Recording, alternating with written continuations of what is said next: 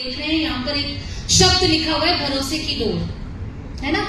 भरोसा शब्द के ऊपर एक स्टोरी है, फिर मैं बताऊंगा इसका मेरे जीवन पे, मेरे और सिद्धार्थ जी के जीवन पे कितना इम्पैक्ट पड़ा, और इस एक शब्द ने हमारी लाइफ में बहुत से मिरेकल्स किए हैं, राइट। तो हम उसकी ही बात करेंगे आज सारे टाइम।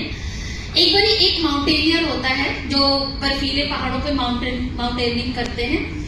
वो गया बर्फीले पहाड़ पे और काफी ऊपर चढ़ने के बाद में एकदम से मौसम खराब हो गया और एकदम अंधेरा चारों तरफ हो गया, ना उसे अपना हाथ दिख रहा ना पैर दिख रहा। अब वो घबराने लग गया और सडनली उसका पैर स्लिप हुआ और एकदम से वो खाई की तरफ गिर गया। जब वो गिरा तो देखा होगा आपने माउंटेनियर्स के यहाँ पर बेल्ट लगी होती है रस्से वाली, तो वो एक जगह जाके एकदम होल्ड हो गया, मतलब जहां तक वो रस्सी थी वहां तक गिरा और उसके बाद वो होल्ड हो गया। अब ना तो ऊपर जा सकता ना नीचे गिर रहा था वो, सो एकदम से चिल्लाने लग गया, बचाओ बचाओ, help me somebody help me.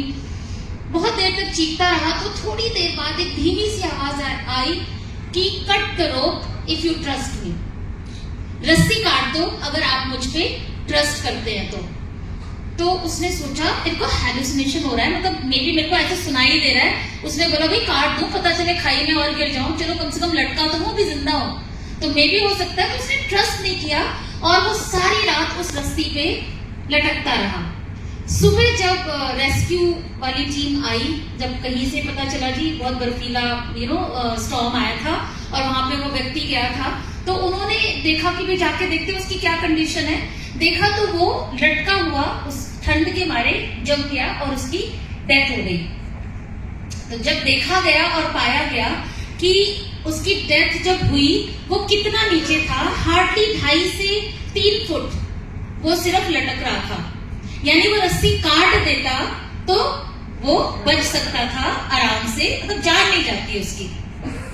भरोसा ना एक ऐसा शब्द है जहां पर आप वो भरोसे के शब्द के साथ में आप उठना शुरू कर देते। तो किसी ने अगर आपको कहा यार यू कैन डू इट, तो आप देखिए आप में एक एनर्जी आ जाती है। भरोसा शब्द आपको चलने के लिए हिम्मत देता है, भरोसा शब्द आपको आगे बढ़ने की हिम्मत देता है। भरोसा शब्द पे भरोसा करना ना बहुत ही भरोसा इंपॉर्टेंट है, राइट। सो वेस्टीज जो वर्ड है मेरे लिए जो वेस्टीज शब्द है वो भरोसे का सिनोनिम्स है। मैं ऐसा मानती हूँ, मैं और सिद्धार्थ जी बहुत स्ट्रांगली बिलीव करते हैं, और जितने भी यहाँ टॉप लीडरशिप हमारी बैठी हुई है, आई थिंक हम वेस्टीज पे सबसे पहले भरोसा करते हैं। इस वजह से आज मैं जहां हूँ, क्योंकि आते ही मेरी जेब गर्म नहीं हुई थी कभी भी, आते ही मेरा चेक नहीं आया था, आते ही मेरा ये अचीवमेंट नहीं थी जितनी आप मेरे बारे में आज सुन रहे हैं। ये जर्नी रही है, पर भरोसा पहले दिन किया कि वेस्टीज के साथ हम काम करेंगे तो हमें ये हमारी लाइफ बहुत आगे जाएगी। सो भरोसा बहुत इंपॉर्टेंट है। और डाउट किस पे आता है? डाउट करिए, आप नापों को नाप तोल के करिए, पर भरोसा किस पे करना है? 2-3 चीजों पे। एक वेस्टीज पे, डायरेक्ट सेलिंग इंडस्ट्री पे, इस पे कभी भी शक मत कीजिए क्योंकि इसने मल्टी मिलियनियर्स खड़े किए हैं। भरोसा कीजिए खुद पे, बहुत इंपॉर्टेंट है, क्योंकि उसके बगैर तो सब कुछ सारे पिलर्स होंगे, अगर खुद ही पे भरोसा ना रहा तो कुछ नहीं हो सकता। एंड भरोसा कीजिए सिस्टम पे। अगर सिस्टम ये कह रहा है कि इतने सारे लोगों को कार मिली है तो आपको क्यों नहीं मिलेगी, वो मुझे रीजन समझ में नहीं आता भरोसा ना करने का। यहाँ पे लोगों के इतने बड़े बड़े चेक आते हैं, आपके क्यों नहीं आएंगे, इस पे भरोसा ना करने की मुझे रीजन समझ में नहीं आता। ऑलरेडी प्रूव हो चुका है कि यहाँ पर काम करेंगे तो ये सब अचीवमेंट्स होंगी, ये प्रूव हो चुका है। तो प्रूफ के साथ में भरोसा ना करने का मुझे रीजन समझ में नहीं आता। तो सबसे मोस्ट इंपॉर्टेंट ये जो शब्द है ना भरोसा, इस पे आपको बहुत ज्यादा कन्विक्शन होना चाहिए। और भरोसा हमेशा मिरेकल कर जाता है। भगवान एक पत्थर में, किसी को उस पत्थर में मुक्ति मिल जाती है, समझ रहे हैं आप। किसी भी आइडल को लेते हैं, कृष्ण मान लीजिए या XYZ, हम यहाँ पर बात नहीं करते हैं, बट किसी को उस मूर्ति से मोक्ष मिल जाता है और कोई सारे टाइम उस मूर्ति में वो उतना कन्विक्शन, उतना विश्वास उसके अंदर डाल देता है कि उसके अंदर से जीवंत चीज निकल के आ जाती है, आप दर्शन तक कर लेते हो। और किसी के लिए वो सिर्फ एक पत्थर है जो हम लोग कई बार हम रोज पूजा करते हैं, पर उतना क्यों नहीं हो पाता कि किसी को वो चीज प्राप्त हो जाती है जो उसके लिए हम सारे जीवन भटक रहे होते हैं। वाई? एक शब्द, इतना भरोसा, इतना भरोसा, इतना भरोसा कि चमत्कार अपने आप हो जाए। So, आज मैं कोशिश ये करूंगी कि वेस्टीज के अंदर आप जब आए हैं, इस इंडस्ट्री में आप आए हैं, तो आपको वो भरोसा दिलवा दूं कि यहाँ पर अगर आप अपने साथ में लॉयल हैं, अपने एक्टिव अपलाइन के साथ काम करते हैं और वेस्टीज के सिस्टम पे भरोसा करते हैं और खुद पे भरोसा करते हैं, तो डेफिनेटली आपके साथ में वो चमत्कार होंगे जो महबूब के साथ होंगे। तो थोड़ी सी शुरुआत करते हैं अपने बारे में। बहुत सारे लोगों को थोड़ी सी जर्नी अपनी बताऊंगी एंड देन उसके बाद में हम जो आपके लिए काम की चीज है उसको हम कि कैसे आपका बिजनेस ग्रो करे। जाहिर सी बात है, सब लोग यहाँ पर कोई टिप्स विप्स, मुझे तो जनरली लोग बताते हैं मैडम कोई ऐसा टिप दे दो, ऐसा कोई जिससे कि बिजनेस में ना कुछ ऐसा हो जाए बस। तो वो भी कुछ लेकर आई हूँ, क्योंकि उसके बगैर तो अगली बार बुलाओगे नहीं आप, है ना। मैं कुछ दे के तो गई नहीं, तो इस वजह से वो भी लेकर आई हूँ। पर थोड़ी सी जर्नी आपके साथ शेयर करती हूँ। जैसे सबको पता है मेरा नाम चंचल सिंह है और मेरे बेटर हाफ सिद्धार्थ सिंह, उनके लिए एक जोरदार तालियां, बिकॉज उसका भी कारण बताती हूँ, बिकॉज आज मेरा जो अपलाइन है ना वो सिद्धार्थ जी है समझो, क्योंकि मैंने तो इस बिजनेस में ना आने की कसम खा रखी थी। मेरे अपलाइन ने डंडा मार मार के मुझे इस बिजनेस में लाया। तो मेरे अपलाइन जो है वो, मेरे को अपलाइन के लिए हम हमेशा रिस्पेक्ट रखते हैं, तो इसलिए मैंने उनके लिए जोरदार तालियां बजवाई। आप लोग बजवाते हो ना अपने अपलाइन के लिए, बस इसलिए। कभी सोचे पति के लिए करवाया नहीं, he is my upline. Okay, so शादी से पहले मैं यूपी फैमिली को बिलोंग करती हूँ और हम लोग 3 बहन 1 भाई हैं। मेरे फादर साहब एक सिंपल फार्मर थे और खेती बाड़ी चल रहा था। उसके बाद 5वीं 8वीं तक मैंने 5th तक के स्टैंडर्ड की पढ़ाई जो है वो गांव के स्कूल में करी। और मोस्टली अगर मेरी एज तो नहीं बताऊंगी मैं, नेवर, तो बड़ी मेहनत करके छुपाया है तो एज नहीं बता रही। तो अब आखिरी में हो सकता है मेरा मूड बदल जाए तो मैं बता दूंगी। तो हम लोगों ने वहां से 5th तक पढ़ाई करी गांव के स्कूल में। और गांव के स्कूल में आपको पढ़ाई कैसी होती है वो पता है आपको। एंड 5th तक मुझे ABCD का अंदाजा नहीं था कि ABCD क्या होती है, क्योंकि 5वीं तक जब तक मैंने गांव में पढ़ाई करी उस तक मेरे फादर साहब वहीं थे। उनको सबने सोचा दिल्ली की तरफ रुक करते हैं, वहां पे कोई रिश्तेदार थे, उन्होंने बोला भाई खेती बाड़ी से बच्चे कैसे पढ़ पाएंगे, तो दिल्ली शहर में आ जाओ। मेरे फादर साहब प्रमोट होकर एक होटल में छोटी सी नौकरी लगी और वहां पे चले गए। हमारा पूरा परिवार चला गया। और 5th के बाद की जो मैंने पढ़ाई करी, यानी 6th स्टैंडर्ड से मैंने पढ़ाई करी स्कूल में, दिल्ली में आके। सरकारी स्कूलों में पढ़े थे, तब प्राइवेट का कोई चलन था नहीं इतना ज्यादा। तो और खासकर यूपी में लड़कियों वैसी साइड होती हैं, लड़कों के लिए थोड़ी इंपॉर्टेंस होती है यूपी में। तो हम लोग सरकारी स्कूल में एडमिशन ले लिया। अब जब स्कूल में गई ना तो डिफरेंस देखो कितना है, एक गांव के कल्चर में और एक दिल्ली शहर में। मैं तो पहली बार गई दिल्ली शहर में, मुझे जो थोड़ी मेमोरी है मैं उस हिसाब से आपसे बात कर रही हूँ। तो वहां गई तो वहां पे ऐसा लगता था सब कुछ बड़ा ना एडवांस है। गांव में इतना एडवांस नहीं लगता, मतलब ठीक है 7 बजे तक अपना खाना वाना खाया, घर के काम वाम किए, पढ़ाई वढ़ाई करी और सो जाती थी, बस यही हमारा हिसाब किताब था। बट शहर में जब आई तो सब ऐसा लगता था मुझे चलना नहीं आता, मुझे बोलना नहीं आता, हर चीज में अपने आप को कम समझना। मतलब ऐसा मुझे फील होता था कि भाई यहाँ पर लोग मतलब इंग्लिश में भी यस ओके सॉरी ये सब, सरकारी में भी बहुत ज्यादा इंग्लिश नहीं बोलते थे, मगर उतना भी मुझे नहीं आता था। तो मुझे लगता था यार ये सब कितने एडवांस है, कितने स्मार्ट है, मैं नहीं हूँ, मुझे कुछ नहीं आता यहाँ पर। और उसका एक इलाज मैंने सोचा कि चुप ही रहो, सबसे भला क्या है, चुप रहो, उसमें ना किसी को पता चले आप कितने स्मार्ट हो। तो वही मैंने अपना अपनाया। बट चुप रहने का एक जो साइड इफेक्ट होता है ना कि आप बहुत अंदर चले जाते हो, देन आप में कॉन्फिडेंस नहीं रहता। और वो चीज मेरे साथ हुई। पढ़ाई में बहुत अच्छी थी, पढ़ाई वढ़ाई सब, क्योंकि चुप रहना है, पढ़ाई में इंटरेस्ट भी था, तो मैंने अच्छी पढ़ाई वढ़ाई बहुत अच्छी थी करी वरी। उसके बाद एक बीमारी लगती जिसको आज के टाइम में कहते हैं इंफीरियोरिटी कॉम्प्लेक्स, हर चीज में खुद को अपने आप को कम समझना। तो वो थी मेरे अंदर, बहुत बेसिक रूटेड थी।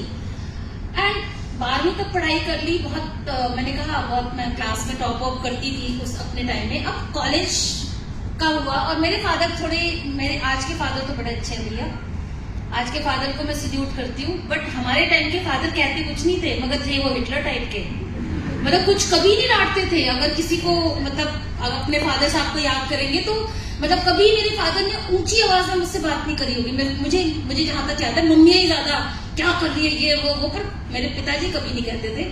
बट उसके बावजूद भी एक दहशत थी उनकी, भाई एक बार कुछ बोल दिया तो मतलब वो करना ही है। अच्छा, पहले के फादर कहते थे कि क्या लेना है, मतलब साइंस लेना है कि कॉमर्स लेना है कि आर्ट्स लेना है, पहले फादर साहब डिसाइड करते थे। तो मेरे फादर साहब ने कहा भाई तो आर्ट्स ले ले, तो पढ़ने सॉरी कॉमर्स ले ले, तो पढ़ने में ठीक है तो कर ले, बट क्यों पढ़ना है, एक अच्छा लड़का मिल जाए और शादी हो जाए। हमारे घर में कोई फर्क नहीं पड़ता था कि कितना अच्छा पढ़ रही हो तो कुछ करियर बनाना है, कुछ करना है, ऐसा कोई बात ही नहीं होती थी। और सपना वर्ड ना, हम लोग इस दुनिया में है, इस इंडस्ट्री की दुनिया में है तो सपने सपने करते रहते हैं, मगर आप बाहर की दुनिया में देखोगे तो सपने वाली बात होती नहीं है, ये वर्ड से वाकिफ नहीं होता हर कोई। तो मेरे घर में भी कोई बात नहीं होती थी और ज्यादा ही कभी मैं बोल देती थी। मैं अपनी मदर को जब देखा करती थी कि मतलब सुबह बेचारी 4 साढ़े 4 बजे उठ जाती थी और सबके लिए नाश्ता बनाना, सब कुछ करना, दोपहर को थोड़ा सा अपना घर का काम निपटाना, रात को फिर से खाना बनाना, फिर से रात को 11-12 बजे अपना समेटना और सो जाना। और ये सदियों से उनका रूटीन था। और आई थिंक अपनी मदर्स, हम सबकी मदर्स का आप देखोगे तो ये एक रूटीन रहा है। और उसमें भी कोई अप्रिसिएशन मैंने नहीं देखा कि कोई कह रहा हो अरे आप इतने सालों से कर रही हैं, ये है वो है। आज हम लोग तो अप्रिसिएशन ले लेते हैं। मेरा बेटा अगर मुझे तारीफ ना करे, तुमने नहीं करी तारीफ, आजकल हम माएँ तो ले लेती है, मगर पुरानी को भी माएँ कहती नहीं थी कुछ भी। और कभी कुछ गड़बड़ हो जाता था तो हम ऐसे बोलते क्या है मम्मी आज कुछ स्पेशल नहीं बनाया आपने, वही रोज रोज बना देती हो, ऐसे भी। पर वो भी स्माइल करके मदर को मैं देखती थी, वो एकदम साइड हो जाती थी और अपनी ड्यूटी मतलब प्यार से बिल्कुल ड्यूटी करती थी। बट मुझे उनको देख के एक चीज समझ में आ गई थी कि मुझे हाउस वाइफ नहीं बनना। मेरे को ऐसा लगता था नहीं मुझे हाउस वाइफ नहीं बनना, क्योंकि कोई अप्रिसिएशन ही नहीं है और कभी कोई गड़बड़ हो जाए तो और ताने और सुन लो थोड़े से। तो मुझे एक तो वो था कि मुझे कुछ तो करना है, पर क्या करना है पता नहीं। तो मैं मम्मी को बोलती थी मम्मी मैं कुछ तो करूंगी, कुछ तो मेरी मम्मी का एक डायलॉग था कि देख बेटा इस घर में तो पता नहीं, इस घर में तो पापा नहीं करने देंगे, उस घर में जाएगी। अब उस घर का पहले ही तैयारी हो चुकी थी। आज के टाइम में हम चॉइस करते हैं, बेटा करना है तो करो, नहीं तो तुम्हारी मर्जी। बट उस घर जाएगी, अगर वो लोग कराएंगे तो कर लियो, बट बेटा यहाँ पर वही हमारे यहाँ तो तुझे पता है जितनी चादर है बेटा उतनी पांव पसारो, बेटा वही कॉमन डायलॉग्स, ज्यादा मत उड़ो, क्या है ना हमारे यहाँ ऐसा होता है वैसा होता है करके। तो ऑलमोस्ट आप समझिए कि एम्बिशन शब्द मेरी लाइफ में तो कभी था ही नहीं। फर्स्ट ईयर में मैं जब एडमिशन लिया और बाई चांस मेरा कोएड एजुकेशन, मतलब मैं थ्रू आउट गर्ल्स स्कूल और गर्ल्स कॉलेज में ही जाना था, बट हो नहीं पाया गर्ल्स कॉलेज में। मेरे फादर साहब थे तो लड़कों से बात करना मतलब पता नहीं क्या ही हो जाएगा। तो हमारे घर में कल्चर था भाई 5 बजे तक घर में आ जाना, ये आजकल नाइट स्टे का कल्चर है जो है ना, सब रात को फ्रेंड के यहाँ रुक रहे हैं, हमारे टाइम में तो होता ही नहीं था। जो भी होगा अब बता देती हूँ, मेरी उम्र 50 है, हम तब कंपेयर कर पाएंगे। तो हमारे टाइम में ऐसा होता ही नहीं था। सो उस टाइम में क्या होता था कि मतलब ये सब कल्चर ही नहीं था, तो हम लोग अंदर रहते थे। अब मेरा एडमिशन हुआ वेंकटेश्वरा कॉलेज दिल्ली, अगर कोई जानता हो, बहुत अच्छा कॉलेज है और वो था कोएड। अब जब मैं जानी शुरू हुई कॉलेज में, उस समय में मैं देखती थी लड़के आपस में बात करते थे, यार इसके बाद मैं ये करूंगी, उसके बाद हम ये बनेंगे, वहां मैंने अप्लाई किया, ये किया वो किया। बट मेरे पास कोई टॉपिक ही नहीं होता था बात करने का। रीजन क्योंकि कभी बात ही घर में नहीं होती थी कि तुम्हें कुछ करना भी है। हमारे घर में था भाई अब 22-23 की हो रही है, 24 में शादी कर देंगे, शादी एक अच्छा लड़का ढूंढ रहे हैं, सब ढूंढाई शुरू हो जाती थी। तो मुझे लगता था मैं क्यों ही पढ़ रही हूँ। कई बार ऐसा लगता है ना, जब आप बहुत हार्ड वर्क कर रहे हो, बहुत अच्छे मार्क्स ला रहे हो, बट क्यों ही ला रहे हो, तो वो समझ नहीं आता था। बट ठीक है, सेकेंड ईयर में मैं हमेशा बोलती हूँ लाइफ में बहुत कभी छोटे छोटे इंसिडेंट ऐसे होते हैं जो आपकी लाइफ का डायरेक्शन चेंज कर देते हैं। और आप भी अगर पलट कर देखेंगे तो कई बार आपको अपनी लाइफ में कुछ ऐसे पॉइंट्स मिलेंगे जहां पर आपको लगेगा यार ये पॉइंट नहीं होता तो मैं शायद इस रास्ते मुड़ी ही नहीं होती। तो मेरे सेकेंड ईयर कॉलेज में मेरी जो फ्रेंड थी, वहां पे एक एनसीसी का कैंप लगा हुआ था, तो वो फर्स्ट ईयर से, तो वहां पर रिक्रूटमेंट हो रही थी। कितने लोग जानते हैं एनसीसी, है ना? तो मेरी कोई ऐसी पेट्रियोटिक फीलिंग नहीं थी, मगर फिर भी मेरी फ्रेंड ने बोला यार मैं फॉर्म भर रही हूँ तो तू भी भर ले। तो मैंने कहा यार भर के क्या करूंगी? तो कह रही अरे कुछ नहीं, घूमने को मिल जाएगा, साल में एक बार तो घूमने को ले जाते हैं ये लोग, कैंप लगता है। तो अब हमारे टाइम में घूमने का मतलब होता था नानी और दादी, हमारे टाइम में मेरे को अच्छे से याद है 12वीं तक की मैं एजुकेशन में बात कर रही हूँ, या तो दादी के घर जाते थे या तो नानी के घर जाते थे, बाकी तीसरा कोई हमारा होता ही नहीं था कुछ भी। तो बस इस लालच में मैंने फॉर्म भर दिया।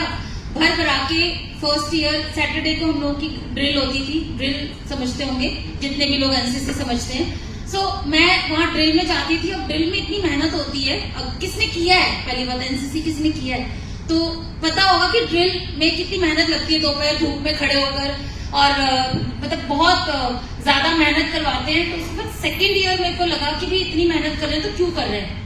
फिर पता चला कि इससे बहुत अच्छा आप दिल्ली पुलिस में ले सकते हो, ये वो, उसके ना अपॉर्चुनिटीज पता चली कि एनसीसी में क्या क्या हो सकता है, आर्मी में जा सकते हो, ये वो। तो अब धीरे धीरे क्या होता है, जब इंसान कोई काम करने लग जाता है तो उसके अपॉर्चुनिटीज, उसके अंदर की चीजें हमें नजर आती है, तो हम फिर उस काम को सीरियस लेना शुरू कर देते हैं। थर्ड ईयर ड्रिल वगैरह किया, और थर्ड ईयर का कैंप था असम में, पहला कैंप, पहला मेरा, मुझे लगता है घर से मैं कभी कहीं बाहर गई हूँ तो मैं असम गई हूँ कैंप के लिए। अब आया पिताजी के ऊपर बात। अब हमने आज तक जो पिताजी कह रहे हैं 5 बजे तक घर में आना है, वो कैंप के लिए कैसे अलाउ करेंगे। तो मैंने पहले साल, मतलब हर साल ही जाता था, तो मैं सेकेंड ईयर में बोला भी मेरे पापा तो नहीं अलाउ करेंगे, मैं नहीं जा सकती। तो चलो वो कंपल्सरी नहीं था, मगर सी सर्टिफिकेट लेने के लिए आपको एक कैंप कंपल्सरी होता है। तो अब क्योंकि इतनी मेहनत करी थी तो मुझे लगा सर्टिफिकेट तो लेने। अब सबको पता है सर्टिफिकेट इंपॉर्टेंट है ना, जब हम मेहनत करते हैं। और सबको ये भी पता है कि जब हम कोई काम करते हैं तो लगता है एंड का रिजल्ट तो ले लें उसका। तो अब समझ में नहीं आ रहा था कैसे करें। फिर सोचा चलो एक बार पापा से बात ही कर लेते हैं। अब मेरे पापा का पेट था, सुबह 8 बजे से 9 बजे तक उनका शेविंग वेविंग होता था और चाय पीते थे आराम से बैठकर एक जगह। तो मैंने सोचा अब डायरेक्टली मैं बोलूं, पापा कहेंगे मुझसे पूछा तो तूने फॉर्म भरने से पहले। अब इसमें कुछ तो तिगड़म करना पड़ेगा। तो हमने भी जी, अब यंग एज में देखो सब करते हैं। आज के बच्चों को मैं ये एडवाइस नहीं दूंगी कोई अपने पेरेंट्स से झूठ बोले, पर मैंने बोला ठीक। तो मैं गई, मैंने कहा पापा ये मेरा फाइनल ईयर ग्रेजुएशन हो गया है और ग्रेजुएशन कंप्लीट करने के लिए ये फॉर्म पे साइन करना कंपलसरी है। तो पापा ने बोला अच्छा क्या है, ये क्या नया चला है क्या। मैंने बोला हाँ पापा, एग्जाम तो देना ही है कॉलेज का, मगर साथ में ये वाला भी है और इसके 7 दिन का कैंप होता है, वो भी कंपलसरी है, तभी मेरी ग्रेजुएशन होगी। अब ग्रेजुएशन नहीं होगी तो शादी नहीं होगी मेरी। तो पापा ने क्या बोला कि भैया चलो ठीक है, ग्रेजुएशन तो करने के लिए कंपलसरी है। उन्होंने ना चुपचाप साइन कर दिया और बोला ठीक है तो कर ले, ठीक है। अब मैं यहाँ वहां मतलब मैं इतनी खुश हो गई, पहले मुझे लगा कोई द्वंद्व युद्ध होगा कुछ, मतलब कोई बात पूछेंगे मैं बताऊंगी, फिर पूछेंगे मैं बताऊंगी, फिर मैं कन्विंस करूंगी, बट ऐसा कुछ हुआ नहीं। उन्होंने बोला ठीक है तेरे ग्रेजुएशन हो रहा है, ओके चल साइन कर देता हूँ। साइन किया तो मुझे एक चीज, हालांकि बहुत छोटा पॉइंट है, मे बी आपको नेग्लिजिबल दिखे, मगर उसके बाद मैंने कुछ चीजें अपनी जिंदगी में खुद से करनी शुरू करी, इसलिए मैं आपको ये बात बता रही हूँ। पापा ने साइन करा और उसके बाद मैं लेके गई एंड मैं गई 7 दिन के कैंप वैम्प करके आ गई। और मैंने घर आके ये सोचा कि पहले साल मैंने खुद से खुद को क्वेश्चन किया, खुद से खुद का आंसर दे दिया, जी पापा नहीं मानेंगे। सेकेंड ईयर खुद से खुद का क्वेश्चन किया, खुद से खुद का आंसर दे दिया कि पापा नहीं मानेंगे। थर्ड जब प्रेशर पड़ा कि भाई नहीं अब तो करना पड़ेगा, तो कुछ हुआ नहीं। मतलब कितना इजी था कि मैं फर्स्ट ईयर भी जा सकती थी, कितना इजी था कि मैं सेकेंड ईयर भी जा सकती थी, और थर्ड ईयर में गई।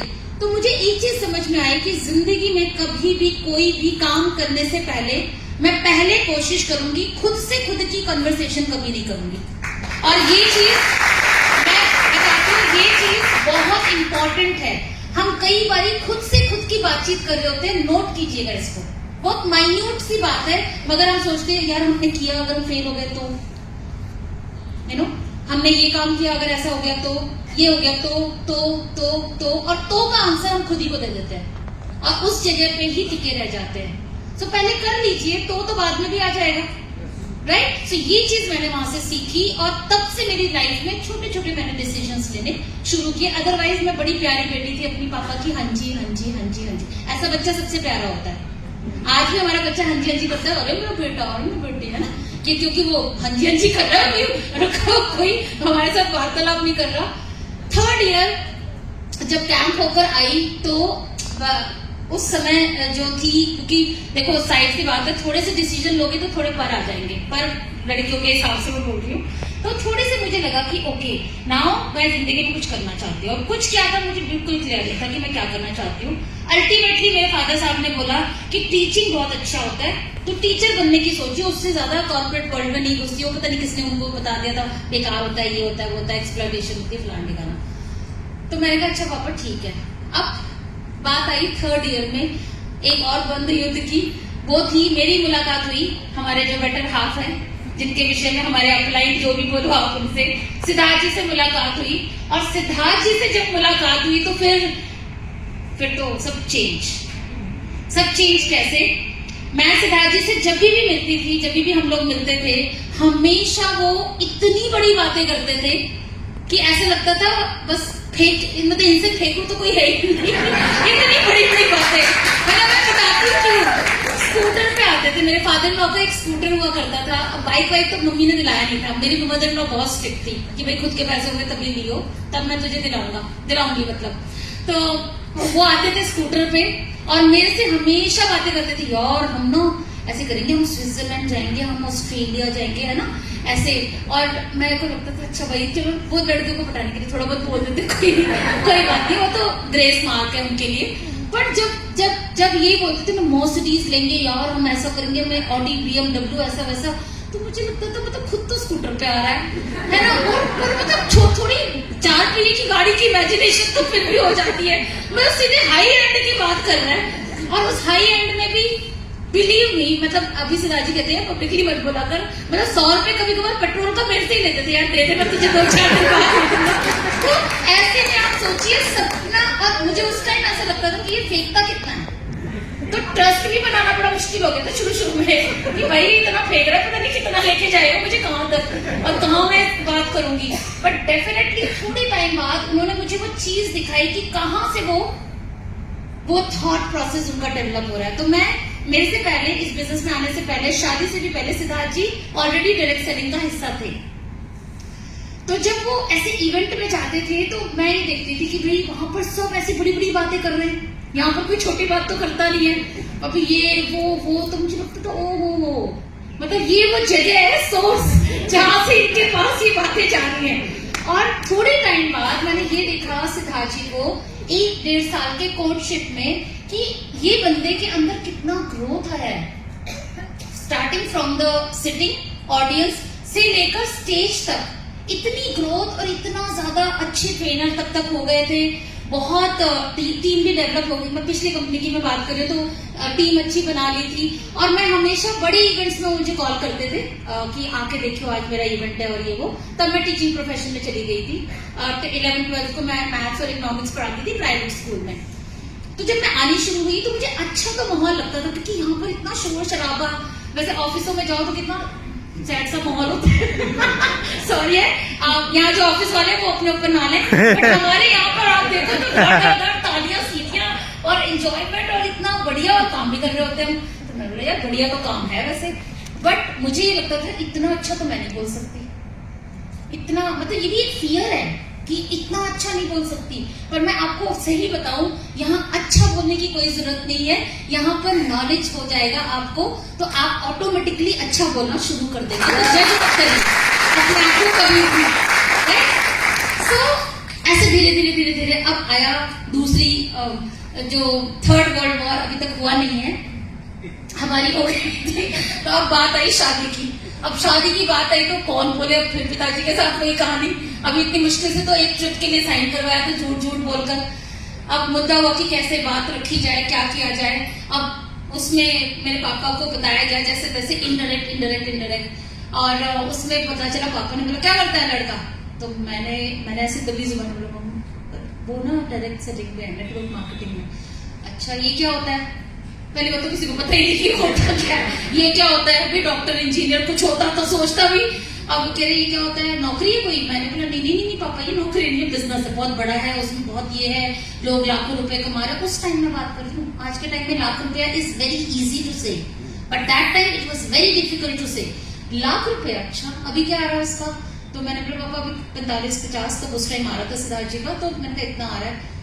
अच्छा मैं पता करता हूँ। तो ऑब्वियसली एज अ फादर वो पता करेंगे। उन्होंने अपने सो कॉल्ड रिश्तेदार और फ्रेंड्स से बात किया होगा। अब जी आपको पता है जब हम इस इंडस्ट्री के बारे में किसी से बात करते हैं तो कितनी अच्छी अच्छी बातें सबसे सुनने को मिलती है, बट वही चीज सुनने को मिली, वो कह रहे इधर आ, तू दुनिया की सबसे बड़ी गलती कर रही है। तो मैंने कहा भगवान ही क्या ही सुन के आ गए। मैंने कहा क्या हुआ पापा, मतलब ऐसा क्या हो गया?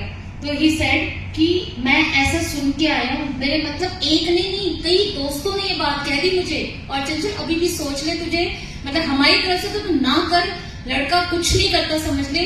उन्होंने मुझे ये बताया, उनके बहुत क्लोज एक फ्रेंड थे, उन्होंने ये बताया, अंकल ने तेरे बताया कि दुनिया में जब कोई किसी लायक नहीं बचता तो कोई काम नहीं है, तब वो इस इंडस्ट्री को ज्वाइन करता है। वो जो तू कह रही है नेटवर्क मार्केटिंग और ये वो, मत कर शादी और 6 महीने में तू वापस आ जाएगी। तो मुझे डर भी लगा, मैं सही बताऊं आपको, क्योंकि मुझे नहीं पता था कि ये इंडस्ट्री इतनी पावरफुल है। दूर से मुझे बहुत अच्छी लगती थी, सिद्धार्थ जी की ग्रोथ देखी थी, पर क्योंकि फादर है मैं उनकी बात भी ऐसे एकदम से इग्नोर नहीं कर सकती, तो मुझे लगता था पता नहीं यार मतलब क्या होगा डिसीजन। फिर आपको पता है प्यार अंधा होता है तो शादी कर ली, ठीक। और शादी जब हुई उसके बाद मेरी मदर इन लॉ, मैं बोलती हूँ हमेशा that she is my idol. जो कुछ भी मैं जानती हूँ, मेरी मदर ने मुझे पैदा किया, मुझे अच्छे संस्कार दिए, मेरी नर्चरिंग करी, बहुत अच्छा, पर मेरी मदर इन लॉ ने सिखाया है कि मुझे दुनिया समाज में कैसे रहना है और अपने आप को फाइनेंशियली इंडिपेंडेंट क्यों रखना है और ग्रोथ कैसे करनी है लाइफ में, हमेशा उन्होंने मुझे टीच किया। तो जब मैं आई इस घर में शादी करके तो उन्होंने मुझसे कई सारे क्वेश्चंस किए, और मैं सबसे यहाँ एक प्रश्न यहाँ करना चाहूंगी और उसका आंसर भी मैं आपको दूंगी जो मेरे साथ पूछा गया, और आपको बहुत हेल्प करेगा कि क्यों एक फैमिली इस बिजनेस में इन्वॉल्व होनी चाहिए। वेरी इंपॉर्टेंट कि जब आप हस्बैंड वाइफ, इनफैक्ट आपके भाई बहन कोई भी अगर आता है तो ये आपका फैमिली बिजनेस हो जाता है। जब एक फैमिली बिजनेस के साथ में आप किसी के यहाँ प्रोस्पेक्टिंग करने जाते हो या प्लान रिप्रेजेंट करने जाते हो तो आपका भार बहुत बढ़ जाता है। एक बैचलर किसी को समझाता है और एक कपल समझाता है, कितना फर्क आता है ना, आता है ना, because it is a psychology कि मियाँ बीवी दोनों कर रहे हैं, इसका मतलब सीरियस है, ऐसे मतलब इजी वाला गेम नहीं है, right. It is important, but ऐसा नहीं है कि अगर लेडी कर रही है तो वो सक्सेसफुल नहीं हो सकती और मेल कर रहा है तो वो सक्सेसफुल नहीं हो सकता। मैं ये नहीं कहना चाह रही हूँ, बट अगर आप इन्वॉल्व कर सके तो वाइफ को कीजिए और हस्बैंड से, मतलब मेरी ये रिक्वेस्ट रहेगी, और अगर वाइफ अकेली कर रही है तो कोशिश कीजिए कि हस्बैंड भी इस इंडस्ट्री को समझे और आपको सपोर्ट करे। इससे 2 बातें होंगी, एक आपके बिजनेस की वैल्यू क्रिएट होती है और ज्यादा, एंड दूसरी होती है आपका कॉन्फिडेंस, आपका जो बैकअप है ना बड़ा स्ट्रांग हो जाता है, एंड इससे आपको बिजनेस करने में बहुत मदद मिलती है। तो मेरी मदर इन लॉ ने 3 प्रश्न किए मुझसे, क्या करना चाहती हो, क्योंकि टीचिंग में छोड़कर आई थी, मेरे मायके और ससुराल में 1.5 घंटे का फर्क था, तो वहां मैं कंटिन्यू कर ही नहीं सकती थी, तो छोड़ के आई थी। मैंने कहा मम्मी नहीं, मेरे को तो टीचिंग ही ठीक है, क्योंकि मैं इनके जैसा नहीं बोल सकती। मेरा पहला डर जो था ना वो बोलना था, और आप भी बिलीव नहीं करोगे, है ना, क्योंकि इतना ही बोले जा रही हूँ कब से, ठीक है। तो ये डर मुझे बहुत पीछे ले गया, राइट।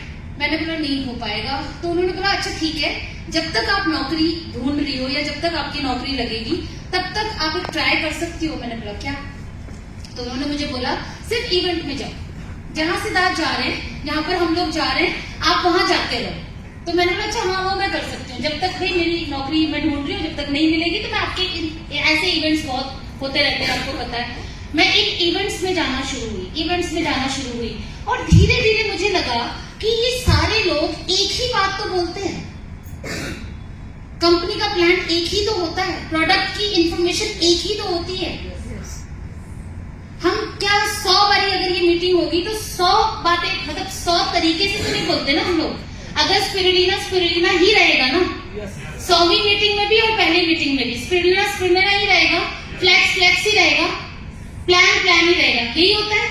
मुझे 5-7 मीटिंग में ये समझ में आया कि जब सेम चीज है तो क्या मैं सीख के नहीं कर सकती? क्या मैं जो ये बोल रहे हैं अगर ये बार बार ही बोलना है तो मैं सीख के नहीं कर सकती? ये कोई रॉकेट साइंस तो है नहीं। ये विश्वास आया इस तरीके के इवेंट्स में आने से, और जो लोग यहाँ इवेंट्स में नहीं आते हैं ना वो इस बिजनेस में स्टे भी नहीं कर सकते, क्योंकि बाहर बहुत कुछ है नेगेटिव, बट जब आप यहाँ आते हैं तो आपको प्रैक्टिकलिटी समझ में आती है कि यार इस बिजनेस में ऐसा क्या मुश्किल है जो मैं नहीं कर सकती। यहाँ पर एक लेडी, मुझे उस टाइम में मुझे याद आ रहा है अभी, एक लेडी जो कह रही थी कि मैं पल्ले में हूं, मैं पल्ले से निकल के मैं इस बिजनेस को देखा और मैंने घर से शुरुआत करी और आज वो टॉप अर्नर थी उस कंपनी की। तो मुझे लगा यार मैं पढ़ी लिखी और मैं क्यों नहीं कर सकती। आपको क्वेश्चन आता है कि व्हाई कांट आई डू, मैं क्यों नहीं कर सकती हूँ, और ये प्रश्न जब आ जाता है ना तो आपको आंसर यही इस इवेंट में मिलना शुरू हो जाता है। तो मुझे लगा कि हाँ, मतलब फिर मैंने थोड़े टाइम, मुझे नौकरी नहीं मिली बाई चांस, तो मैंने मम्मी को बोला मम्मी मैं देखती हूँ करके, थोड़े दिन मैं ये भी करके देखना चाहूंगी। इवेंट में आते आते आते आते आते आते आते आते धीरे धीरे मैं पीछे से, शुरू में जब मैं और सिद्धार्थ जी एक साथ आते थे तो मैं पीछे बैठ जाती थी, सिद्धार्थ आगे आ जाते थे। रीजन क्योंकि मुझे लगता था भैया किसी ने पकड़ के मुझसे कुछ पूछ लिया तो अब आता जाता तो है नहीं, और औरतों की बेइज्जती बहुत हो जाती है, जल्दी से दिल पे लग जाती है बात। तो मुझे लगता है किसी ने पूछ लिया तो फिर मैं जवाब नहीं दे पाऊंगी, और नहीं तो भाई अपनी बेइज्जती हो जाएगी, तो बेइज्जती से बेहतर पीछे बैठूं। पर धीरे धीरे इस इवेंट ने, और इसलिए मैं बोलती हूँ मैं इस इवेंट की प्रोडक्ट एक्चुअली, मैं यहाँ पर आती रही, करती रही, सीखती रही और यहाँ से आपके पास यहाँ तक आ गई हूँ। तो मैं पीछे बैठते हुए आती रही, यहाँ पर करती रही और धीरे धीरे इस बिजनेस में इन्वॉल्व हो गई। तो मैं बोलती हूँ कि ये सिस्टम आपको वो बना देता है जिसके आप वर्थी हो। यानी कि मुझे नहीं पता था कि मैं एक लीडर हूँ, मुझे नहीं पता था कि मैं इस बिजनेस को कर पाऊंगी, बट धीरे धीरे मैं इस सिस्टम का हिस्सा रही तो ऑटोमेटिकली सिस्टम ने वो मेरे अंदर डाल दिया कि मैं इस सिस्टम में टिकी और मैं काम कर पाई, राइट। तो आना इस इवेंट में बहुत बहुत इंपॉर्टेंट है। तो मेक श्योर आप अपनी जितना स्ट्रेंथ इसमें बढ़ा सकते हो, आपकी टीम उतनी ग्रो करेगी। बहुत ही इंपॉर्टेंट है। और किसी को नहीं समझ में आता है ना तो बोलो, ठोक ठोक के बोलो, उसको चलना पड़ेगा, कैसे करोगी नहीं तो, राइट। सो ये इंपॉर्टेंट है, राइट। सो चलते रहे जर्नी। अगर अपनी स्लाइड तो आगे करी नहीं हमने, रुको रुको रुको रुको, कुछ चैलेंजेस भी आएंगे भाई, जाहिर सी बात है। तो सबसे पहला चैलेंज तो था कि इस इंडस्ट्री पे बिलीव ही नहीं था, किसी को भी नहीं था। मैं बात कर रही हूँ 1998 की। 1998 में शुरुआत करी थी इस इंडस्ट्री की, तो आज लगभग कितने साल हो गए? हो गए। तो बहुत सारे लोग कहते हैं जी हमें, वो जी आप और सिद्धार्थ से बड़े लकी हैं जी, है ना, बहुत ही लकी हैं जी, आपका इतना नाम है जी, आप इतना पैसा कमाते हैं जी, ये है वो है। तो मैं बोलती हूँ जी देखो ऐसा है, 27 साल छोड़ो, मैं कहती हूँ 15 साल टिक के पैशनेटली। आज सिद्धार्थ जी भुवनेश्वर में और मैं यहाँ अहमदाबाद में हूँ, राइट। घर अभी भी छोड़ा हुआ है, अभी भी हम बिस्तरों पर लेटे नहीं है। तो अगर आप 15 साल भी इसी डेडिकेशन के साथ करते हो तो आप भी लकी हो जाते हो। लकी तो सब कुछ नहीं है, लकी शब्द है ही नहीं कुछ दुनिया में, राइट। सो इनिशियली चैलेंजेस बहुत थे। हमने एज हमारी होगी, सिद्धार्थ जी की 22 साल थी और मेरी, सिद्धार्थ जी 23 साल के थे, मेरी 22 में शादी हुई। तो हम दोनों की एज 22-23 साल की थी। उस समय जब हम किसी को कहने जाते थे आप इससे इतना पैसा कमा सकते हो, ऐसा हुआ है ऐसा हुआ है, कितने लोग हमें बड़ी अच्छे से सुनते होंगे, कितने लोग हैं, अरे ये लोग बच्चे आए हैं हमें समझाने के लिए, बहुत बढ़िया, आ जाओ बच्चों आ जाओ सुन लो। हम सुनते हैं, हम ज्वाइन कर लेते हैं। कितने लोगों को लगता है कि ये आसान था? पहली बात सुनवाना ही बहुत मुश्किल था, दूसरा ये इंडस्ट्री पता ही नहीं थी किसी को। तो हम बाहर वालों का एग्जाम्पल देते थे, फलानी जगह पे इससे सबने प्राइवेट जेट ले लिया, तब हम बहुत एग्जाम्पल देते थे। प्राइवेट जेट ले लिया उसने, बीच के आगे उसका घर है, उसकी टांगे नहीं है, वो जो फोटो दिखाते थे, आई थिंक आपको याद होगा, राइट। और ऐसे बहुत सारे, तो बाहर की एग्जाम्पल दे दे के हम इतना ज्यादा इसको साबित करते थे कि ये इंडस्ट्री है भाई, इसमें पैसा है। बहुत टफ था। आज के टाइम में टफ क्या है? कंपटीशन है, टफ नहीं है। आज इंडस्ट्री को लीगल मान्यता मिल चुकी है, सबको पता है, ठीक है। मोदी जी ने इसको एक ऐसी अपॉर्चुनिटी बताई है कि जहां पर इतने सारे लोगों को रोजगार मिलता है। बहुत ही ज्यादा रिस्पेक्टफुल ये बिजनेस है आज की इंडस्ट्री में।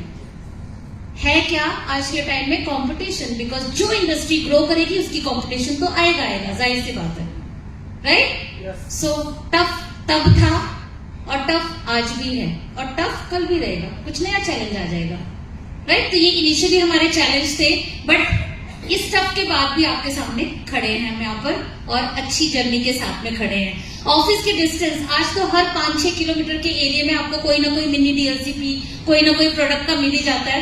हमारे टाइम में 30-40 किलोमीटर के रेंज में एक कोई प्रोडक्ट का आउटलेट होता था जिसको हम ब्रांच ऑफिस कहते थे। और मैं रहती थी मयूर विहार और जाना पड़ता था 45 किलोमीटर रजौरी गार्डन, अगर कोई दिल्ली को समझता है तो, राइट, और जाना आना। पर उस टाइम में एक चीज का बहुत विशेष ध्यान रखा जो मुझे लगता है आज भी रखना चाहिए, वो ये था, अगर कोई मुझसे 1000 रुपए का भी सामान लेता था, 500 रुपए का भी सामान लेता था, नेक्स्ट डे उसके घर में वो सामान पहुंच जाए, ये हमारा पहला खुद से कमिटमेंट होती थी।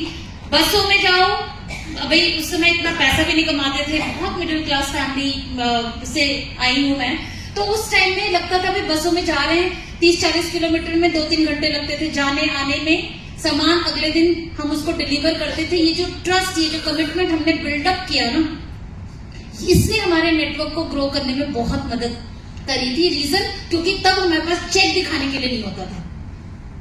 तो सर्विस जब आप देते हो तो बंदा क्या सोचता है, यार ये मतलब जेन्युइन है, मतलब फटाक से मेरा कोई चीज होता है, और आपको पता है राजा है हमारा कस्टमर, तो उसको सेटिस्फाइड कर दिया तो सब ठीक है, राइट। सो इतना ज्यादा ऑफिस के डिस्टेंस, हमारे उस समय में ऐसी अपॉर्चुनिटी मीटिंग्स होती थी, उस समय बहुत ही चैलेंज होता था, इतनी दूर किसी को पकड़ के लेके जाना बहुत ही डिफिकल्ट होता था। अभी तो आप देखो तो जगह जगह पे हमारे इस तरीके के मतलब होम मीटिंग्स भी हो रहे हैं, सब कुछ हो रहा है। सो डिस्टेंस बहुत बड़ा इशू था उस टाइम।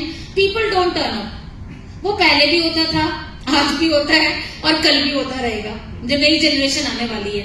और ऐसे ऐसे इंसिडेंट होते हैं ना कि अब हंसी आती है, उस टाइम तो पता नहीं हमने झेल भी कैसे लिया। अब मैं, मम्मी और सिद्धार्थ जी, हम तीनों अपनी अलग अलग कॉलिंग करते ना हम लोग, जब हमारा सीएनटी होता है वहां पे हम कुछ और बोलते थे। तो जब हमारी सीएनटी होती थी तो उस टाइम हम क्या करते थे कि भाई 10 कॉल तुमने करनी है, 10 तुमने, 10 तुमने, टोटल मिला के हमारे 10 तो होने चाहिए उस मीटिंग में। थर्सडे को होता था हमारा बिजनेस अपॉर्चुनिटी मीटिंग। हम तीनों ने किया। उसके बाद भाई सबके पास तो गाड़ी थी नहीं, हमारे पास मारुति 800 हुआ करती थी उस टाइम, मेरे फादर इन लॉ की, वो भी उधारी पे लेनी पड़ती थी जब हमारी एनिवर्सरी होती थी या बर्थडे होता था, जब हमें जाना होता था। तो हम लोग स्कूटर, ज्यादा से ज्यादा स्कूटर, नहीं तो बसों में अपना काम चल जाता था। हमने बुला के हम लोग चले गए मीटिंग में। मान लीजिए हमारा मीटिंग 11 बजे शुरू होता था। उस टाइम में जब हम जाते थे वहां पे हम लोग 11 से पहले पहुंच जाते थे, 10:30 बजे। 10:30 पहुंचे। पहुंचने के बाद में क्या करते हैं हम लोग, जैसे बिजनेस मीटिंग स्टार्ट होती है तो हम क्या करते हैं, अगर हमारा गेस्ट नहीं आया तो वहां से भी कॉलिंग, है ना, हेलो कहाँ पहुंचे, है ना। तो हमारा जो गेस्ट था वो बस मैडम अब निकल पड़ा हूँ घर से, बस पहुंच ही जाऊंगा, आधे घंटे में बिल्कुल अंदर ही होऊंगा मैं। अच्छा जी ठीक है, ओके। आधा घंटा बीत गया। अब हमें लगता है फिर चुल मचती है, फिर क्या लगता है, एक फोन तो घुमा ही लेना चाहिए। अब फिर पूछते हैं कि कहाँ है, जबकि हम स्ट्रिक्टली अब ट्रेनिंग में कहते हैं किसी को कॉल करने की जरूरत नहीं, आना होगा आएगा, नहीं आना होगा उसकी मर्जी, ठीक। दोबारा कॉल, मैं बाहर जाके, मैं ज्यादा करती थी, सिराज जी तो भैया नहीं करते थे, पर मैं बड़ा करती थी, कहाँ पहुंचे, बस मैडम बस से उतरने ही वाला हूँ, बस मैंने कहा चलो कोई नहीं, आधे घंटे की मीटिंग अभी गई है, कोई नहीं, थोड़ा सा आधा घंटा और देख लेगा। रेस्पेक्ट बहुत इंपॉर्टेंट है हमारे लिए। अब वो आधे घंटे होते ही फिर बस से नहीं उतरा, मैंने कहा फिर क्या चला गया, फिर मैंने कहा आधे घंटे बाद फिर फोन, 45-50 मिनट की तो पूरी मीटिंग ही होती थी, वो 15-20 मिनट कर करके वो घंटा निकल गया। अरे मैं तीसरी बारी जब गुस्से में फोन करने जाओ तो फोन स्विच, क्या पूछूं कहाँ उतर रहा है, अब फिर उतरा ही नहीं अभी तक।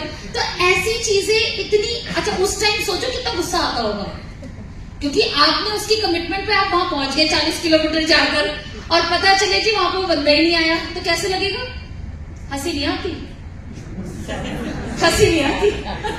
मुझे ये पता बहुत गुस्सा आता है। फिर तो बता तो देता, कम से कम नहीं आना तो नहीं आना भाई, कम से कम हम अपना कुछ और करेंगे, कुछ और देखेंगे। तो ये उस टाइम की भी कहानी थी, ये आज भी होती है। आपको क्या लगता है, आज बहुत बड़ा चेक है मेरा तो सबको ही आ जाता है, यस मैडम बिल्कुल भागता हुआ आ रहा हूँ, आज भी नहीं है। आज भी कितने लोग बोलते हैं ये फेक चेक लेके घूम रहे हैं, जबकि हमने देखो जी सब कुछ कर लिया उसके बाद भी फेक चेक लेके घूम रहे हैं। अब वो कैसे दिखाए, अकाउंट फाड़ के देख भाई इसमें भी आ रहे हैं पैसे। तो हम ये जो सिचुएशनल चीजें हैं ना, ये इस इंडस्ट्री का हिस्सा है, राइट। सो पहले भी लोग नहीं आते थे, आज भी लोग नहीं आते हैं और कल भी लोग नहीं आएंगे। और लॉ ऑफ एवरेज काम करता है, 10 में से 5 नहीं आएंगे तो 5 आएंगे भी।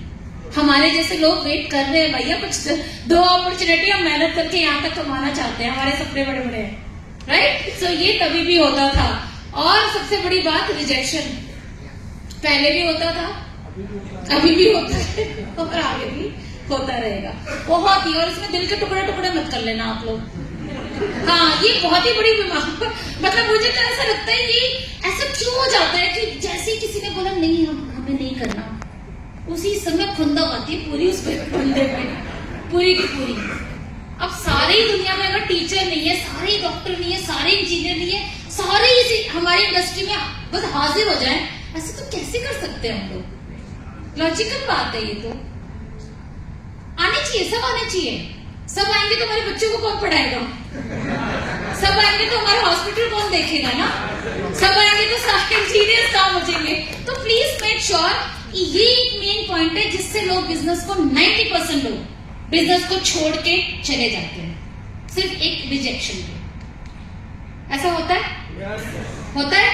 बाकी यहाँ गोलियां तो चल नहीं रही कि भाई तुम आए, तुमने नहीं करा, ठीक है, ऐसा तो कुछ होता नहीं है यहाँ पर। सिर्फ रिजेक्शन और ना, इतना बुरा लगता है सुनना कि वो चीज हमें पसंद नहीं आती भैया, और उसी में हम कहते हैं हटे हट, हमें नहीं करना ये बिजनेस। तो आपने अपनी खुशियों को, अपने सपनों को, आपने उसको हट किया, आपने उस व्यक्ति को हट नहीं किया। आपके सपनों को आपने बोला मेरे को तू नहीं चाहिए। सो मेक श्योर कि वो तभी भी होता था। रिजेक्शन तो ऐसे ऐसे आए कि ट्रेनिंग छूट जाएगी तो हम ट्रेनिंग पे ज्यादा फोकस करेंगे, बट मेरा मुद्दा ये कि इतने सालों के रिजेक्शन को आपको बताने में बहुत टाइम लग जाए। तो रिजेक्शन से प्लीज घबराइएगा मत। रिजेक्शन आज भी है, कल भी, परसों भी, आने वाली जनरेशन को भी सिखाइए भाई, सुनना सुनने को मिलेगा, तैयार हो, कोई दिक्कत नहीं। तू नहीं तो कोई और, कोई और नहीं तो कोई और बैठा है, ये पता है मुझे। बस इतना बिलीव, इतना भरोसा, भरोसे की डोर याद रखना मेरा, कि इतना भरोसा रखो कि ओके। एक्सपेंसिव प्रोडक्ट्स, बहुत ये मुद्दा जो है ना, अब मुझे समझ में आया कि ये एक्सपेंसिव प्रोडक्ट कब लगता है। ये जानना चाहेंगे कब लगता है किसी को एक्सपेंसिव प्रोडक्ट? किसी को जवाब पता है इसका? जब जेब गरम नहीं होती। अब मान लीजिए मेरे जेब में भाई 5,000 मुझे मिलता है, भाई खर्च कर ले, जैसे भी खर्च करना है, तो मुझे 100 रुपए की चीज ना महंगी नहीं लगेगी। अब 100 ही रुपए अगर जेब में है तो मुझे 10 रुपए की और 50 रुपए की चीज भी बहुत महंगी लगेगी, राइट। तो कोई अगर बंदा ये बोलता है तो क्या वो इनडायरेक्टली अपने मन में सोचिए कि भैया इसकी जेब गरम नहीं है, तो इसको हमें शांतिपूर्वक डील करना है। ऐसा नहीं तेरी जेब गरम नहीं है, कल्टी ऐसा नहीं, सिखा नहीं। सो एक्सपेंसिव प्रोडक्ट में हम बाद में ट्रेनिंग में इंक्लूड करेंगे इसे। सो एक्सपेंसिव प्रोडक्ट तब भी था, आज भी है और आगे भी रहेगा। मैं ये कहना चाह रही हूँ टोटलिटी में कि ये सब चैलेंज हमने भी देखे हैं, यहाँ तक पहुंच गए। तो अगर आप देख रहे हो पहुंच जाओगे, ये भरोसा दिलाना चाहती हूँ कर सकते हैं। People use to talk about us, बहुत ये तो मैंने बहुत झेला है, क्योंकि होता क्या है ना, फीमेल ज्यादा झेलती है, आदमी का तो काम है काम करना, ये हमारी सोसाइटी में है। बट जब फीमेल जाती है काम करने तो वहां पर वो अपने बच्चों को, इन सबको सैक्रिफाइस करके जाती है जो उसकी ड्यूटी में शामिल है। तो जब मेरी बेटी हुई, उससे पहले तो मैं बहुत लकी हूँ कि मेरे घर में ऑलरेडी माहौल था, तो मुझे बहुत चैलेंज शुरू में नहीं आए। बट जब मेरी बेटी हुई, और बेटी को जब मैं 5-6 महीने की थी, जब मैं छोड़ के जाती थी, तब मेरे सो कॉल्ड जो सोसाइटी के फ्रेंड्स थे, यार मतलब तेरी बेटी ऐसे घर में यार छोड़ के जाती है, मतलब इतना गिल्ट फील करवा दे कि तुम अगले दिन तो उठ ही ना पाओ, इतना गिल्ट। और एक बार मेरी बेटी को थोड़ा झूले से चोट लग गई थी, मुझे उस दिन मैं बहुत रोई थी। तो मेरी बहुत क्लोज मेरी पड़ोसन ही है, मतलब अभी भी है वो मेरी फ्रेंड, वो मुझे हमेशा मतलब याद आती है उनकी बातें। वो कहती थी यार ऐसा पैसा क्या कमाना जो बच्चा बेचारा पार्क में गिर रहा है, उसकी माँ उसके साथ नहीं है। तो मैंने ना कभी जवाब नहीं दिया, मैं सच बताऊं आपको। और अच्छा हुआ कि मैंने किसी से बहस नहीं करी, और बहस करनी भी नहीं चाहिए किसी से। वक्त हमेशा एक ऐसी पावरफुल चीज है जो किसी को भी जवाब दे देता है, आराम से दे देता है। आज वही फ्रेंड है, मैं नाम नहीं ले सकती ना पब्लिकली, एक तो ये रिकॉर्डिंग का सिस्टम बड़ा गड़बड़ हो गया, अब पता चले उड़ते उड़ते उस तक बात चली गई, कह अच्छा ऐसा बोला, तो नाम नहीं ले रही हूँ, पर वो आज मुझे ये कहती है यार तेरी लाइफ बड़ी बढ़िया है, तेरा बच्चा यहाँ पढ़ रहा है, तेरा ऐसा है, तेरा वैसा है, ये है, तू तो बड़ी पॉपुलर सी हो गई, इंस्टाग्राम पे क्या छाई हुई है। ये सब कब आया? जब आपने उन नेगेटिव चीजों को यहाँ रखा, उसको चैलेंज लिया, दुख ही नहीं हुए, चैलेंज लिया, और इसलिए हम अपने आप को ढीठ बोलते हैं। और ढीठ का मतलब ये नहीं होता कि आपको तकलीफ नहीं होती है, ढीठ का मतलब ये बिल्कुल भी नहीं होता कि आपको तकलीफ नहीं होती है, बट उस तकलीफ को कितनी चैलेंज वे में आप रिवर्ट बैक करते हो, वो ढिठाई पे निर्भर करती है। किसी भी चीज आने नहीं देते हम, यहाँ से शील्ड है हमारी, तो आप जो कुछ भी कहते हो वो आप जानो, बट हमें पता है हमें कहाँ जाना है, हमें क्या अचीव करना है। मुझे बहुत अच्छे से क्लियर था कि 8 महीने की बच्ची मेरी ये नहीं समझती कि उसका बर्थडे सेलिब्रेट किया कि नहीं किया, बट वही बच्ची 12, 13, 14, 15 साल की जब होगी ना, उस टाइम वो बर्थडे भी समझेगी, उस टाइम वो अच्छे कॉलेज में जाना चाहेगी तो मुझे रोकूंगी नहीं, उस टाइम जो वो चाहेगी वो मैं दे पाऊं, तो मुझे आज निकलना है। और ये एक रीजन था मेरे पास बहुत बड़ा कि मैं इस बिजनेस में टिकी रहूं और काम करती रहूं, और मुझे दूसरों की परवाह नहीं करनी है, सिंपल। तो ये आज सबसे अच्छी बात पता है क्या है, कोई करके देखेगा कि मैंने, क्योंकि बच्ची, मेरे दोनों बच्चे इसी में पैदा हुए हैं, बड़े हुए हैं, इतनी रिस्पेक्ट देते हैं ना आपके बच्चे, इतनी रिस्पेक्ट देते हैं। रीजन बिकॉज वो देखते हैं हमें हार्ड वर्क करते हुए। मैं मेरी बेटी को ऐसे सीट पे ले जाके क्रेयॉन पकड़ा देती थी, एक उसको ड्राइंग करने के लिए। मैं और सिद्धार्थ जब टेस्टिमोनियल के लिए ऊपर जाते थे तो हमारे पीछे पीछे पीछे पीछे आ जाती थी, and she doesn't have any stage fear, because बचपन से वो, और आके ऐसे हमारे बीच में खड़ी हो जाती, बोलती नहीं थी पर ऐसे खड़ी हो जाती थी कि पापा मम्मी जा रहे तो हम भी जा रहे हैं। इस बिजनेस में ना बच्चों को, खासकर मैं फीमेल को ये बात बोल रही हूँ, अगर किसी के बच्चे हैं उनको रोड़ा मत सोचिएगा कि वो they are hindrance for your success.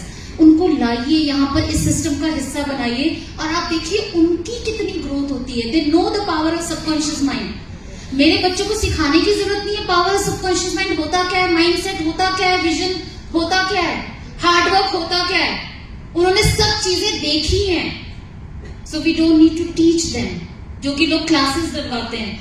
कोई डिप्रेशन नहीं, all the time motivation, all the time positive, all the time think. क्यों हुआ? बिकॉज ये माहौल हमने उनको बचपन से दिया, और ये पैसे से बहुत बड़ी चीज हमने दी है उनकी लाइफ में। पैसा तो है ही, वो तो एक अलग बात है।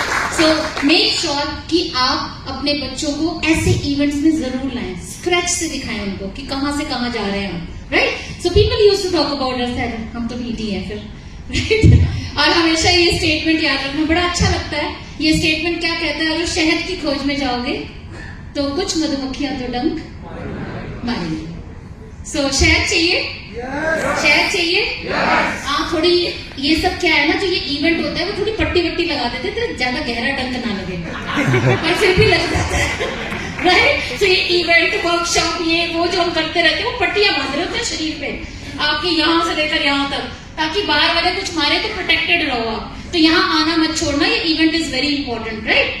चलिए अब बात आई कि ये पहली जो सिद्धार्थ जी ने बोला था, बड़ी सारी चीजें वो उनकी सच हुई, तो मैं इसलिए वो मेरे अपलाइन है उन्होंने जो कहा वो पूरा किया। तो मेरी शादी के बाद जो पहला ट्रिप था, आई थिंक ऑस्ट्रेलिया ही गई थी मैं, जो वो जब आते थे, जब कुछ भी नहीं था जेब में, तब बात किया करते थे, एंड तब मुझे बिलीव होना शुरू हुआ कि ड्रीम्स कम ट्रू। जब आप सपने देखोगे ही नहीं तो पूरा कहां से होगा।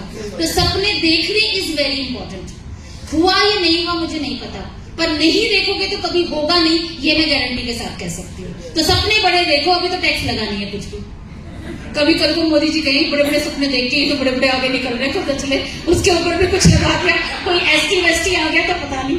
बट अभी तक तो आप बढ़िया तरीके से बड़े बड़े सपने देख सकते हो। सो ये सारी अचीवमेंट्स बहुत, अभी तो ऑडी मर्सिडीज बड़ी छोटी गाड़ियां लगने लगती है, मतलब हमारे लिए ऐसे लगता है ऑडी मर्सिडीज ऐसे ना कुछ बड़ी बात रह नहीं गई वेस्टीज के नाम पर, इतने लोगों ने ले ली। बट उस टाइम में स्कूटर से निकल के जब हम इस सेंटरों पे गए, हमारे लिए ये ना मर्सिडीज से कम नहीं थी। जो बरसातों में हमने जो धक्के खाए, बसों में जो धक्के खाए, उसके बाद जब 4 पहिए में बैठो तो पहली गाड़ी तो समझो पहली गाड़ी है, पहला प्यार, शालीमार, बार बार क्या है वही वाला है ना। और साथ ही साथ में फिर हमने दूसरी कार भी वहां ले ली थी, स्कोडा पता नहीं अब है कि नहीं मुझे नहीं पता, बट तब my daughter used to be like 2 years और 2.5 years। तो हमने इस तरीके से कुछ अचीवमेंट्स वहां करी। टिल 2004 तक सब बढ़िया चल रहा था जी, बड़ा फेरी टेल थिएटर जैसा, बिल्कुल बढ़िया। ट्रिप जाते थे, खूब एंजॉय कर रहे थे, सब कुछ बहुत बढ़िया।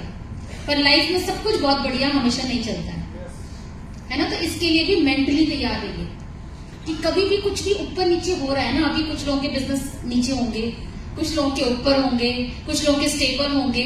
तो लाइफ में कभी भी ऐसा वाला तो ग्राफ किसी का भी नहीं रहा। तो हमारा और आपका क्या, हमारा और आपकी क्या बात है ना। तो हमेशा जब ऐसी सिचुएशन आती है तो मैं और सिद्धार्थ जी बोलते हैं व्हाट नेक्स्ट। पीछे भी कोई डिस्कशन नहीं, व्हाट नेक्स्ट, आगे क्या कर सकते हैं, क्या चीजों पे इंप्रूव कर सकते हैं, कैसे हम आगे क्या स्ट्रेटेजी बनाएं कि हम इस सिचुएशन से बाहर निकल जाएं। This is called what next. This is one word, one line, one should always remember who is ambitious, who want to be successful in life. What next कर सकते हैं। yes. जो भी सिचुएशन है, मुझे नहीं पता ना, मुझे जानना, but what next is very important, right. So हम उसकी बात करेंगे। 2004 तक उस कंपनी में सब ठीक था, पर कुछ चेंजेस की वजह से कुछ चीजें हमारे गड़बड़ चड़बड़ हो गई। वहां पर कुछ कंपनी के स्ट्रेटेजी चेंज हो गई, इस तरीके के इवेंट होते थे वो बंद हो गए, प्रोडक्ट से थोड़े बंद हो गए, कुछ प्रोडक्ट की क्वालिटी डाउन कर दी। तो कुछ करते कराते बिजनेस बहुत ड्रास्टिकली नीचे आया और समझ नहीं आ रहा था कि इसको ऊपर कैसे लेके जाएं। और सिचुएशन ये आ गई थी कि मतलब मैं अगर बात करूं तो ऑलमोस्ट कर्जों में 30-31 लाख का कर्जा हो गया था। मेरे ख्याल से सारे क्रेडिट कार्ड हमने यूज कर लिए थे। तो जुगाड़ करते कराते आप ये सोचिए, अगर खर्चा 1.5 लाख का है और आ रहा है 25-30 हजार रुपए, तो कितने दिन आप सर्वाइव करेंगे, है ना। बस ये सिचुएशन है, समझिए ये सिचुएशन। 1.5 साल तक हम लोगों ने काफी शिद्दत से काम करने की कोशिश करी, पर हुआ नहीं। बट मैं एक बात और मैंने अपनी लाइफ से सीखी है कि अगर आप बहुत हार्ड वर्किंग है, बहुत ईमानदारी से काम कर रहे हैं, तो कोई ना कोई ऐसी पावर जरूर है जो उसका रिजल्ट आपको देती है। तो हमें नहीं पता कोई व्यक्ति हमारी जिंदगी में आएगा, बट समझ नहीं आ रहा था क्या करें। पर हार्ड वर्क हमेशा किया, ईमानदारी से हमेशा काम किया, बट कुछ नहीं समझ में आ रहा था। और धीरे धीरे क्या हुआ, मेरी बेटी का फीस जाना बंद हो गया। क्वार्टरली फीस जाती है हमारे वहां पे, वो फीस नहीं जा पा रही थी। तो स्कूल से कॉल आ गई कि भाई बच्चे की फीस नहीं आ रही है। 3 महीने से 6 महीने हो गया। और बहुत सारा मतलब ज्वेलरी सब हमने दे दी। तो we are not going to talk about all those things, but situation ये थी कि अब एवरी डे का जो एक्सपेंस था उसको मीट करना मुश्किल हो गया था। और मैं आपको सही बताऊं, आज करोड़ों रुपए, जो हमारे करोड़ रुपए अगर हैं अकाउंट में, एक ऐसा भी दिन था कि जहां पर 100 रुपए भी नहीं हुआ करते थे। वो सिचुएशन से निकलने के लिए सिर्फ एक लाइन पकड़ के रखा हमने, वो था व्हाट नेक्स्ट। अब क्या करें ऐसा, तो समझ में नहीं आया। मेरी लास्ट चेन मुझे याद है, पतली सी चेन मेरी बची थी, वो सेट वगैरह जो मिलता है ससुराल और वहां से वो सब कुछ अब वही चीजें रह जाती हैं थोड़ा जुगाड़ करने के लिए। तो वो सब निकाल दिया था। घर पे हमने नया घर लिया था, स्कोडा लिया, पहले ये गाड़ी ली, उसके बाद पहले हम 2 कमरों के घर में रहते थे, फिर हमने 4 कमरों का घर ले लिया। ऑब्वियसली हम लोग इतने एम्बिशियस हो जाते हैं इस इंडस्ट्री में आकर, सपने इतने बड़े बड़े देखते हैं कि हम डरते नहीं है। सब ठीक होगा, सब बढ़िया होगा, हम करेंगे, राइट। तो हम अपने आप को स्ट्रेच करते हैं जितना हो, और वही एक रीजन है जिंदगी में बहुत कामयाब जाने के लिए। जब तक आप अपने आप को स्ट्रेच नहीं करेंगे, आप बहुत आगे तो बढ़ ही नहीं सकते, राइट। तो वो हमने किया, बट सिचुएशन ऐसी आ गई कि घर पे नोटिस चिपकने शुरू हो गए, क्योंकि वहां की EMI नहीं जा पा रही थी। ये गाड़ी उठ गई थी स्कोडा, क्योंकि अगेन आपको पता है बैंक में अगर 2-3 किश्त नहीं जाएगी तो गाड़ी उठा लेते हैं। तो चलो कोई बात नहीं। जब घर पे बात आई तो बहुत मुश्किल हो गया, क्योंकि वही एक छत। और बाई चांस जिस दिन वो चिपका रहे थे, उस दिन हमारे साथ में पड़ोसी ने बोला ये क्या चिपका रहे हैं, तो एक इज्जत, ये दोनों ही बात है। और उस दिन तो मैंने पहली बार सिद्धार्थ जी को देखा कि वो रो रहे थे, बिकॉज मैंने I never seen him cry, कभी भी नहीं। लेडीज रो लेती हैं छोटी छोटी बातों पे, बट मैंने कभी नहीं देखा। और उस दिन हमने डिसाइड किया कि ये घर बेच देते हैं और बेचकर बैंक का दे देते हैं और हम किसी छोटे शहर में छोटा सा घर लेके और दोबारा से, क्योंकि मैंने भी अच्छी पढ़ाई करी हुई थी, सिद्धार्थ जी ने भी अपना MBA करा हुआ था, तो हम आराम से नौकरी करेंगे और करेंगे, बस अब हो गया। आप समझे हमारा माइंडसेट कहाँ था? और उस सिचुएशन के बाद भी उठकर यहां तक आए हैं, तो कुछ भी हो सकता है, राइट? बट फिर बोलती हूँ ईमानदार रहिए, अपनी मेहनत में कभी कमी मत कीजिए, बिकॉज मैं बहुत स्ट्रांगली बिलीव करती हूँ कि आप अगर ईमानदार और हार्ड वर्कर है ना, रिश्ता तो जरूर और जरूर मिलेगा आपको, जरूर मिलेगा आपको, राइट? सो पता चला कहीं से बाली सर ने अपनी कंपनी खोली हुई है और उसमें तो मैंने बोला सिद्धार्थ यहाँ पे जाके हम जैसे नौकरी ढूंढ रहे हैं ना, तो ट्रेनर तो हम थे, तो हम चल के वहां पे ट्रेनिंग, भाई डायरेक्ट सेलिंग भी है, तो जाके हम ट्रेनिंग का देख लेते हैं। सिद्धार्थ जी गए, मैं समहाउ उस समय बनारस में थी, अपने मायके में कोई इवेंट था, कुछ था, तो सिद्धार्थ जी गए और बाली सर से मिले। बाली सर ने बोला ठीक है मैं नौकरी तो दे दूंगा तुझे, बट तू प्लान समझ एक बारी, देख तो सही कि क्या है इसमें। तुमने इतना 10 साल तुमने कंपनी में काम किया है, इस इंडस्ट्री का एक्सपीरियंस लिया है, तुझे बिलीव है कि ये इंडस्ट्री पैसा देती है? तो हमने बोला हाँ, क्योंकि हमने बहुत ऐश भी किए इस इंडस्ट्री की वजह से, हमने बहुत पैसे भी कमाए, वहां पे भी हम टॉप अर्नर में से one of the top earner थे उस कंपनी के अंदर भी। तो मैंने बोला नहीं उसमें कोई नहीं है, बट अब नहीं हो पाएगा, मतलब मेरा तो फॉर्म बिलीव था, मैं तो नहीं कर रही दोबारा। फिर सिद्धार्थ जी को समझाया, फिर उन्होंने बोला एक बार तू रीस्टार्ट कर ये वो, और बाली सर की बातों में कुछ तो होता है, कोई तो बात है कि इतना भरोसा, फिर आ गए हमारे भरोसे की लोग, ठीक है? तो इतना भरोसा दे देते हैं कि कर सकते हैं। और उन्होंने एक लाइन बोली सिद्धार्थ जी के लिए कि देख, शेर को ना पिंजरे में बंद करके नहीं रखना चाहता, तो तू कर, इसको स्टार्ट कर, दोबारा से कर, और अब वो 10 साल का जो अनुभव है ना तेरे बहुत काम आएगा। तो कभी कोई ऐसा है ना कि भाई मैंने करके देख लिया है ना, मैं तो करके देख चुकी, ऐसा लगता है झंडा ही काट दिया होगा पिछले देखा होगा, कई लोग ऐसे बोलते हैं। तो मेन इंपॉर्टेंट ये है कि अगर इंडस्ट्री पे भरोसा है तो फिर कोई दिक्कत नहीं है सेकेंड इनिंग खेलने में भी, राइट? तो हम लोगों ने शुरुआत करी 2000, मतलब मेरे को लगता है इस इंडस्ट्री में हमारा जो जन्म असली में हुआ। कई बार क्या होता है ना, हम ये दीवार है, अब दीवार को ही धक्का मारे जा रहे पूरी शिद्दत, ईमानदारी से, पूरी कमिटमेंट, और जो चाहिए मतलब इस दीवार को हटाने के लिए वो हम सब कर रहे हैं, मगर ये दीवार फिर भी नहीं हटेगी। हम गलत जगह अपना एफर्ट लगा रहे हैं, हम गलत जगह, हमने दीवार गलत चूज कर ली है। अगर यही एफर्ट, यही चीज अगर राइट जगह पे लगा दी जाए तो डेफिनेटली उसका रिजल्ट आएगा। तो अब राइट जो हमें मिला वो मिला वेस्टीज, जिसके साथ में हमने शुरुआत करी 2008 में 7 फरवरी, और उसको मैं अपना जन्मदिन, हम अपनी फैमिली का सेलिब्रेशन मानते हैं इसको, क्योंकि इस समय तक हम बहुत टूट चुके थे, ऑलमोस्ट एवरीथिंग, ऐसा लगता था लाइफ क्या, कहाँ जाए, क्या करें अब, राइट? सो समझ में नहीं आ रहा था उस टाइम। मेरा बेटा मई में हुआ था, बेटा भी होने वाला था तब, तो मतलब समझ में नहीं आता क्या करें।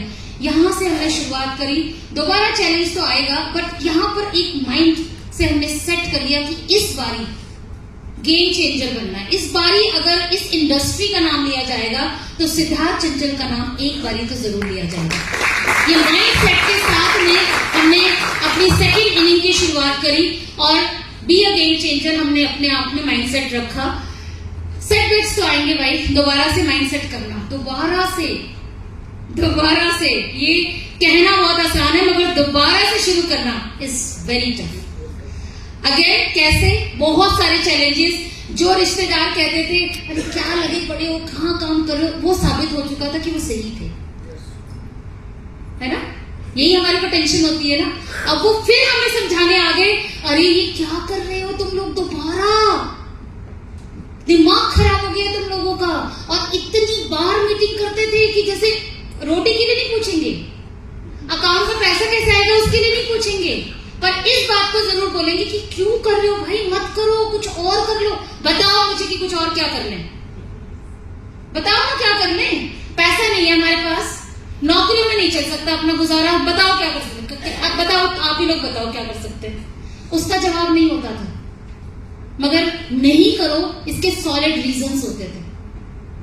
तो अगेन बहरे और गूंगे बन जाओ, क्योंकि लाइफ आपकी है, डिसीजन आपको लेना है, परिस्थितियां आपकी हैं, आपको समझना है कि क्या मैं करूं या ना करूं। नहीं करने का डिसीजन ले लो तो भी गुड, पर लो आप, किसी के कहने पे मत लो। बस इतना मैं कहना चाहती हूं। अगर आप करने का भी डिसीजन ले रहे हो तो करो फिर, और नहीं करने का भी डिसीजन ले रहे, डजंट मैटर, पर डिसीजन आपका होना चाहिए। राइट? सैड मत दो, हम यहीं से निकल रहे हैं सिचुएशन से। राइट? सो माइंड सेट किया, वर्किंग स्ट्रेटेजी चेंज कर दिया। पहले हम दिल्ली एनसीआर बिल्ड करते थे, अब हमने डिसाइड किया कि अब जहां जो भी एक भी बंदा कहीं ऑल अक्रॉस द इंडिया मिलेगा, हम जाके काम करेंगे। Strategy change. इस बार सोचा नहीं, अगर बी अ गेम चेंजर बनना है ना, तो सारे भारत में नेटवर्क होना चाहिए, हिंदुस्तान में अपना राष्ट्र होना चाहिए। और इस माइंडसेट आप समझ लिए, आप समझो कहां सिचुएशन में है, यहां नीचे, और बात कहां की कर रहे हैं। इसके लिए बहुत स्ट्रांग माइंडसेट चाहिए, और बहुत बहुत बहुत बहरा और गूंगा बनना। बहरा और मतलब किसी को ना सुनो ना देखो, बस सीधी बात है। तो not easy, very difficult, but उसके साथ हमने शुरुआत करी। वर्किंग स्ट्रेटेजी में पैसा तो था ही नहीं जेब में। जब मैं बोल रही हूँ 100 रुपए अकाउंट में होते ही नहीं थे, तो घर से कदम निकालते ही पैसे तो चाहिए। अगर बात हो रही है उड़ीसा में नेटवर्क बिल्ड करना है, जतिन जी से बात हुई, वहां जाना है, तो कैसे करें? वहां जाके होटल भी चाहिए ना, 5 स्टार बट 3 स्टार 2 स्टार कुछ तो चाहिए ना फ्लाइट से, पर ट्रेन की टिकट तो चाहिए ना, पर पैसा नहीं है। और रिश्तेदार हम तो मांग ही नहीं सकते।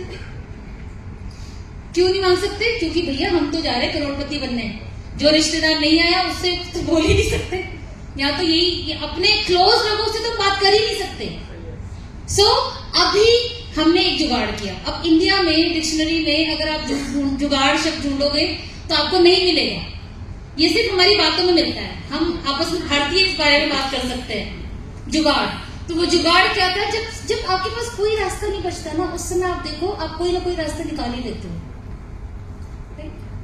सो वर्किंग स्ट्रेटेजी चेंज कर दिया। उसको हमने क्या बोला, देखो मदद ले लेनी चाहिए, ज्यादा ईगो पे नहीं रखना चाहिए। तो हमने उससे बोला, एक सिद्धार्थ जी के फ्रेंड थे, उनका ट्रैवल का काम था, तो हमने उससे बोला भैया देख ये सिचुएशन है, हमारे पास पैसा नहीं है, बट हम काम कर रहे हैं, इस महीने जो भी चेक आएगा उसमें से हम कुछ अमाउंट तेरे को देंगे, कुछ अमाउंट हम अब घर में लगाएंगे। तो उसने बोला चल कोई नहीं। मैंने कहा 6 महीने का तुमसे वो चाहिए हमें हेल्प, और उसके बाद में हम कैसे न कैसे करके दे देंगे। और उन्हें पता था कि हम ईमानदार है। फिर वही बोल रही हूँ, आपकी छवि क्या है मार्केट में, बहुत इंपॉर्टेंट है, राइट? सो आप ईमानदार होने चाहिए, हार्ड वर्किंग होने चाहिए। सिचुएशन कभी ऐसा आ जाए 10 लोग आपको हेल्प करने के लिए तैयार होंगे। सो उनसे बात कर आके उन्होंने बोला कोई बात नहीं आप करो, और 6 महीने की कोई दिक्कत नहीं है, हम कर लेंगे जैसे भी होगा। तो टिकट विकेट और थोड़ा सस्ते में रहना, खाना, ये सब हमने जुगाड़ करा। मुझे नहीं याद कि सिद्धार्थ जी 20, 22, 25 दिन कभी भी घर में रहे हो। इनिशियल 3 साल तो आप समझो, no anniversary, no birthdays, no शादी ब्याह, नो इवेंट्स। इवन दिवाली से पहले भी हमारे यहाँ तो दिवाली इतनी सेलिब्रेशन है, लोगों का बिजनेस है, तो हमें क्लोज करना पड़ता है, अदरवाइज वो दिवाली में भी किसी के घर बैठ के प्लान दिखा दे। और उस समय मेरी फुल प्रेगनेंसी चल रही थी, तो मैं दिल्ली एनसीआर में काम करती थी। इस तरीके से हमने काम करना शुरू किया। जो पैसा आता था थोड़ा अमाउंट हम उसको दे देते थे, और बाकी अपने खर्चे पानी और जो भी हमारा जो मतलब इतने कर्जे थे उसकी किश्त बिछ जाती थी। करते कराते इस टाइम से निकले। मुझे लगता है पहले महीने का चेक हमने इस सिस्टम से लिया था 56,000 सॉरी। तो कोई ये कहे कि भाई 100 से शुरुआत होती है, तो ऐसा नहीं है, राइट? तो हमारे साथ में कुछ लीडरशिप आई थी, जो उस कंपनी के साथ में, लोकेश जी को जानते होंगे आप लोग, लोकेश जी, प्रीतम, सतपाल, ऐसे बहुत सारे और भी XYZ बहुत सारे आए थे। उनके साथ पहला महीने का हमारा चेक 56 और 57 का बना था, फिर 87, फिर 105। हमारा साल के अंदर ही ऑलमोस्ट 3 लाख पे पहुंच गया था। तो स्पीड, जरूरत और ये सारी चीजें आपको काम करवाती हैं। और स्ट्रेटेजी बहुत इंपॉर्टेंट है। अब अपने अपलाइन के साथ स्ट्रेटेजी पे बैठे हैं, ऑल अक्रॉस द इंडिया और दिल्ली, कौन सी लेग, कितनी LOB, कितना एक्टिविटी, वो सब जब प्लान करके आप एक्शन लेते हैं तो आपका डेफिनेटली बिजनेस बहुत अच्छा होता है। और कई लोग सिर्फ करते रहते, तो वहां पर वो बिजनेस उतना अच्छे से आप ग्रो नहीं कर सकते, है ना। ये you can talk about your upline. Strategy में बहुत काम किया हमने, चैलेंजेस आए, मैंने बता दिया बहुत आए, दोबारा से वही सब माइंडसेट का गेम है सारा। सेट कर लो अपना माइंड, सब चीजें सेट हो जाती है, ठीक है। मुझे लगता है set your mind set the life, ये अच्छी अगली ट्रेनिंग बना लेंगे, set your mind set the life, very good, है ना। सो हम ये कर सकते हैं। देन इसके बाद बहुत सारी सेकेंड इनिंग में मैंने बताया मैं फुल टाइम प्रेगनेंसी थी, ये आई थिंक 1 साल के अंदर हम पिछली कंपनी में जब हमारा बहुत डाउन था, तो उस टाइम में वहां के जो मालिक थे उन्होंने हम टॉप लीडरशिप को बुलाया, और टॉप लीडरशिप को बुला के बोला कि अब वो ड्रीम बिल्डिंग और थोड़ा एक्साइट करने के लिए कि what is your next dream. अब भाई बिजनेस इतना नीचे आ रखा है, व्हाट इज नेक्स्ट ड्रीम के बारे में कैसे सोचे, पर हम लोग भी ऐसे शेर वाले लोग हैं। अभी आपसे पूछो what is your next car, तो फट से आप बोलोगे ऑडीज और ये वो बोलते हैं ना अपन लोग, है ना, जो लीडर्स हैं यहाँ पर, है ना हम लोग। तो हमने बोले अभी सिद्धार्थ जी ने बोला मर्सिडीज। अब मैंने सिद्धार्थ का मैंने कहा सिद्धार्थ अभी तो कर्जे ही नहीं निपट रहे और तुम मर्सिडीज की बात कर रहे हो। सिद्धार्थ जी को कभी देखा है किसी, मतलब क्लोज वालों को छोड़ दो, बाकी तो एक्सपीरियंस ही नहीं किया। वो सिद्धार्थ ने मैंने बोला भाई थोड़ा सोच समझ के बोलो, मतलब अभी कर्जे में से भाई औरतें समझदार होती है, ladies we are intelligent, right. तो हम होता है ये है कि अब डेफिनेटली मुझे लगता भी पहले कर्जे वर्जे तो निपटाएं, फिर मर्सिडीज तो बाद में। अब जी हो गई बात, हाँ मर्सिडीज। तो अब अगले दिन की बात आ गई भी, हमारे उधर सईदा विहार एक रोड है जहाँ पर सारी लग्जरी कार्स के शोरूम है। बुला लिया जी कल वहीं मिलेंगे जी, सब लोग अपना ड्रीम बिल्डिंग करेंगे, वहां जाके हमें जैसे सिखाया जाता है। मैं और सिद्धार्थ चले गए, बोल दिया है तो वहां गए तो वहां तो कोई दिखा ही नहीं। वो तो उसी दिन की बात है, पीछे से आया होगा कि कौन बोलेगा, 2 ही लोगों ने बोला, तो वो एक बंदा नहीं आया, हम पहुंच गए। अब जब हम पहुंचे तो वो मर्सिडीज के शोरूम पे पहुंचे तो वो बोले आइए। वैसे मैं बता दूं जेब में कुछ हो ना हो, बट आप शोरूम के अंदर जाओगे आपको चाय पानी सब मिलेगा, ये मैं बता दूं आपको, राइट। तो हम तो गए, अब था ही नहीं जब इतना, तो मैंने कहा क्या ही आ गए, चल देख, अरे आ गए तो देख लेते हैं ना, देख लेते हैं। मैंने कहा अच्छा चलो ठीक है। तो हम अंदर गए तो मैडम चाय लेंगी कॉफी लेंगी, मैंने कहा भाई मिल ही रहा है, मैंने कहा कॉफी चाहे कुछ भी पिला दो, कोई दिक्कत नहीं है। वो बिस्किट के साथ, बड़े शोरूम में बिस्किट भी मिलता है साथ में, ये मुझे पता है। तो हम लोग गए वहां बैठे फिर बोले जी चलिए अब टेस्ट ड्राइव ले लेते हैं।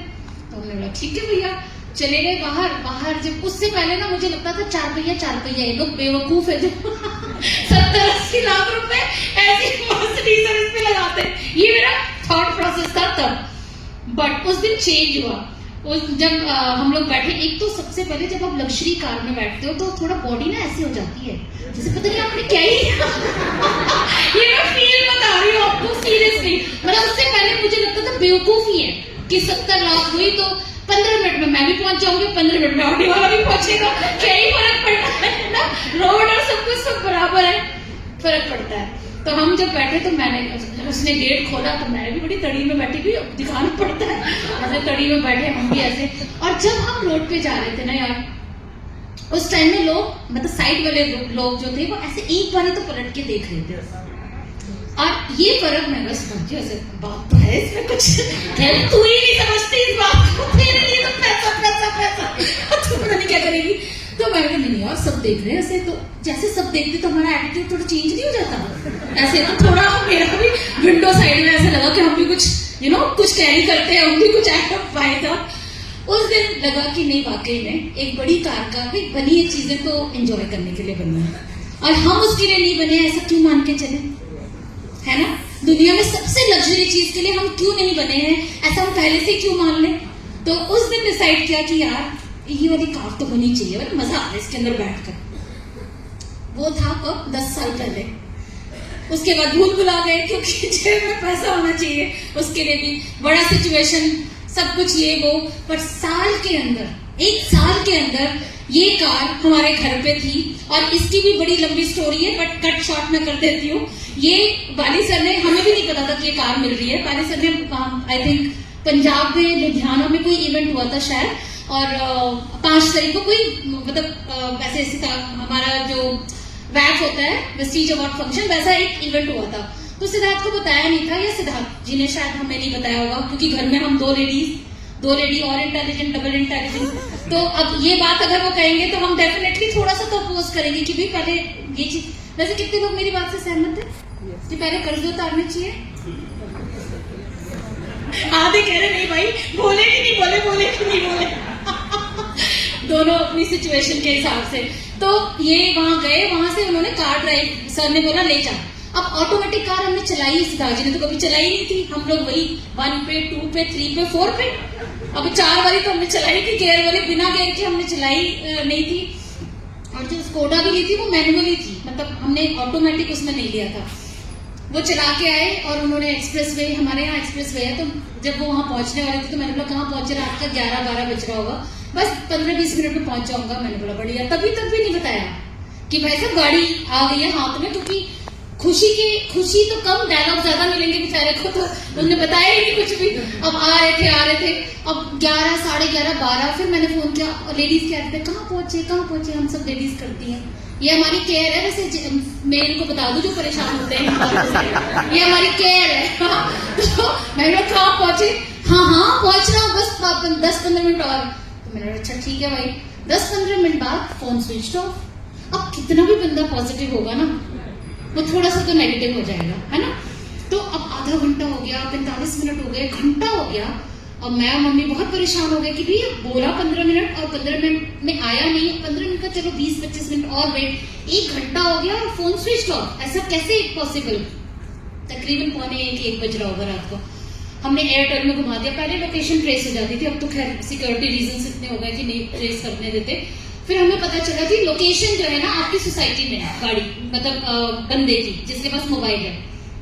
मैंने कहा सोसाइटी में तो है ही नहीं, बंदा ही नहीं है। अब बहुत परेशान। फिर मैं मम्मी बाहर गए। आप सिचुएशन देखो, अभी आपको हंसी आएगी, मगर उस समय बहुत भीषण गुस्सा आता है, मैं बता दूं, है ना, कि भाई बंद करके ही बैठ गए, बिल्कुल परवाह नहीं है, फलान ठिकाना, जो हमारे पेट डायलॉग्स होते हैं लेडीज के, है ना। तो वो सब कर के अब हम बाहर गए, तो बाहर ये मर्सिडीज खड़ी थी। अब मर्सिडीज हमारी थॉट में कैसे आ सकता है ना, सीधी बात है। अब हम इधर देख रहे हैं कि गेट ही पे देख रहे हैं कि कोई एंट्री होगी, कोई मतलब आएंगे किसी कार से आएंगे, आए ही नहीं बड़ी देर तक। और हम क्योंकि हमारा घर बिल्कुल, अगर ग्रेटर नोएडा आप गए हो चिराग जी कभी, तो सामने जो हमारे गार्डन्स है, तो उधर की साइड में पार्किंग लगा रखी थी इन्होंने। अब मैं उसके ऊपर करके, और मैं तो इतनी परेशान, पसीने छूट रहे, पता नहीं क्या हो गया, क्या नेगेटिव हो गया। वहां खड़ी थी तो मैंने ऐसे देखा, मैंने कहा ये तो सिद्धार्थ है। और सिद्धार्थ सो रहा, मतलब लगा के एकदम सो ही गए होंगे, है ना। तो वो सोए। मैंने कहा अरे मैं तो धाड़ दरवाजा पीटा। मैंने बोला उठो। फिर ऐसे उठे, फिर अब उठे तो उठे ठीक है, गाड़ी खोली, अब चाबी खींच रहे। अब चाबी नहीं दे रही मर्सिडीज। चाबी कैसे आती है उस दिन पता चला, जब हम गाड़ी को पी पे डालते हैं तब चाबी निकलती है, और खींच रहे। मैंने कहा तुम हटो, वो मैं निकालती हूँ। अब वो मैं निकाल रही, वो निकाल, अब उन्हें पता ही नहीं, सर ने तो स्टार्ट करके दे दी, वो स्टार्ट में आ गई। बट पार्किंग का तो वो हिला उलू के जैसे तैसे पी पे पहुंची होगी, हिला उलू के तब गाड़ी आई। मतलब आई मर्सिडीज, 10 साल पुराने सपना 1 साल में पूरा हुआ। तो सपने को हमेशा पकड़ के रखो, क्योंकि कभी भी पूरा हो सकता है ना। तो बड़ी छोटी बातें पर आपको बहुत मोटिवेट करती हैं ये। देन उसके बाद भगवान की कृपा रही, सिस्टम का बहुत मतलब एहसान मंद हूं इस डायरेक्ट सेलिंग इंडस्ट्री का। तो एक नहीं, बहुत सारी गाड़ियां हैं और चेंज करते रहते हैं। बहुत पुरानी पिक्चर्स हैं तो चेंज करते रहते हैं। बहुत सारे ट्रिप्स, बहुत सारे अवार्ड्स एंड रिकग्निशन, बहुत सारी मैगजीन्स में इंटरव्यू, टीवी चैनल्स पे इंटरव्यू, ये सब सिर्फ इसलिए पॉसिबल है कि मैं इस इंडस्ट्री का हिस्सा हूँ। अदरवाइज कौन चंचल एक मिडिल क्लास की लड़की जो शायद नौकरी कर रही होती, अपना जीवन यापन कर रही होती, और आप लोग कौन है जो मुझे सुन रहे होते हैं, राइट। सो इस इंडस्ट्री की बहुत बड़ी पावर है कि आप पैसा ही मत लीजिए इस इंडस्ट्री से, बट ये वो इंडस्ट्री जो बहुत कुछ आपको देती है, बहुत कुछ देती है। उसको हम काउंट करना भूल जाते हैं और सिर्फ चेक पे फोकस करते हैं कि हमारे को चेक ही नहीं मिल रहा, है ना। हम लोग जनरली इसी पे आते हैं। तो हम लोग, मेरे ख्याल से 2 साल से ऊपर के बाद मेरे बच्चे एवरी ईयर ट्रिप पे जाते हैं। So this is all possible. मतलब इसमें मजा नहीं आ रहा होगा आपको, बट फिर भी this is just to give you भरोसा। ये मेरे तो नहीं है भाई, तुम्हारे अकाउंट में जा रहे। सो जहाँ 100 रुपया नहीं होता था, वहां पे 1 करोड़ रुपए अकाउंट में है। तो all just because of direct selling industry, और उसमें सबसे बेहतर कंपनी वेस्टीज के साथ एंड सबसे इम्पोर्टेंट चीज जो बहुत अच्छी है कि हमने एक एकेडमी खोली है। मेरा बेटा प्रोफेशनल क्रिकेट प्लेयर है और इंडिया में जब आएगा तो शायद आप लोग प्लीज आशीर्वाद देना कि वो इंडिया में आए या खेले, तब आप नाम भी जान जाएंगे।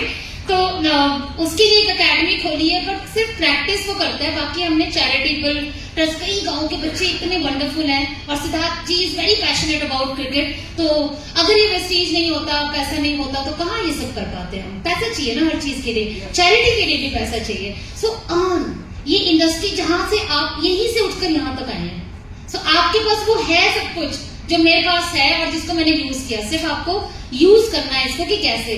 बहुत मैगजीन्स मैंने बताया, और एक लाइफ टाइम अचीवमेंट अवार्ड अभी जस्ट मिला, और टचवुड ये मेरे पेरेंट्स को बहुत प्राउड फील कराती है मेरे ऊपर, मेरी टीम को, सोकॉल्ड जो रिश्तेदार थे वो क्या बात है। और ये सारी चीजें, यहाँ पर 7,000 लेडीज थी, और स्मृति ईरानी जी और बहुत गवर्नमेंट अथॉरिटी से मतलब उनसे अवार्ड मिला। This is something very very precious for me. And यहाँ पे मेरी डॉटर ने मुझे बोला, यू आर आइडल फॉर मी।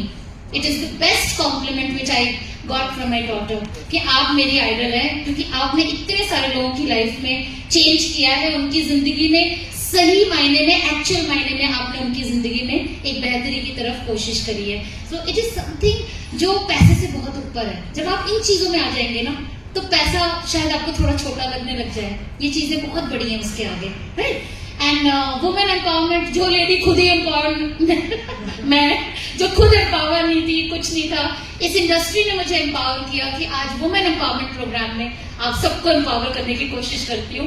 सो ये industry is a wonderful industry, and thank you so much कि ये इंडस्ट्री मेरी लाइफ में है, और यही इंडस्ट्री आपकी लाइफ में है। वेस्टीज आपके साथ है, बस इतना भरोसा रखिए अपने ऊपर, सिस्टम के ऊपर और इस इंडस्ट्री के ऊपर। बाकी कुछ चाहिए ही नहीं, बाकी काम करना है वो तो हम करते ही हैं, राइट। सो नेक्स्ट सेशन से पहले